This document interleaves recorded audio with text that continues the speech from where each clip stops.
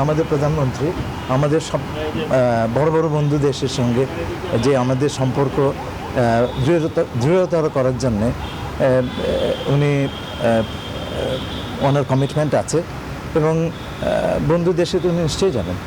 তাহলে কোনটা না সেটা এখন আমরা জানি না।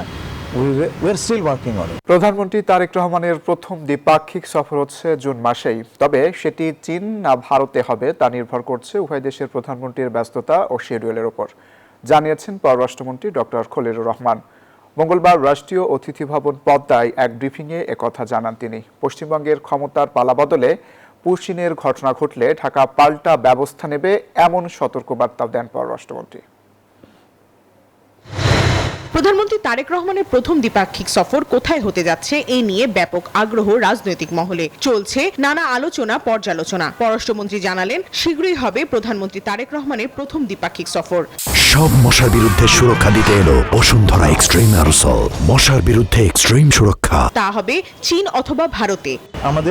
আমাদের প্রধানমন্ত্রী আমাদের সব বড় বড় বন্ধু দেশের সঙ্গে যে আমাদের সম্পর্ক দৃঢ়তর করার জন্যে উনি ওনার কমিটমেন্ট আছে এবং বন্ধু দেশে তো উনি নিশ্চয়ই যাবেন।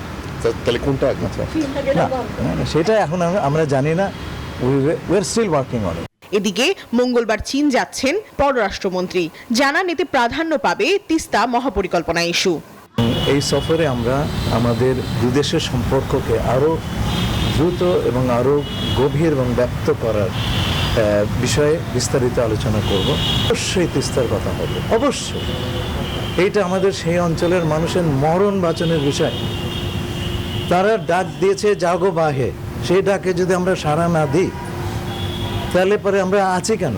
এ সময় পশ্চিমবঙ্গের ক্ষমতার পালাবদলের বিষয়টি নিয়ে প্রশ্ন করলে জবাবে মন্ত্রী বলেন পুশিনের ঘটনা ঘটলে ব্যবস্থা নেবে ঢাকা। পুশিনের কোনো সংখ্যা আছে? আপনারা দেখেছেন আমরা সেটাকে কড়া প্রতিবাদ দিয়েছি। সেই বিষয়ে আমাদের যা যা ব্যবস্থা আমরা নেব। তিস্তা চুক্তি বাস্তবায়নে ভারতকে এগিয়ে আসতে হবে, সেই প্রত্যাশার পাশাপাশি এই সমস্যার সমাধানে চীনের মহাপরিকল্পনা নিয়ে আলোচনা অব্যাহত রাখবে বলেও জানান ডক্টর খলিলুর রহমান। প্রমা চৌধুরী, নিউজ 24, ঢাকা।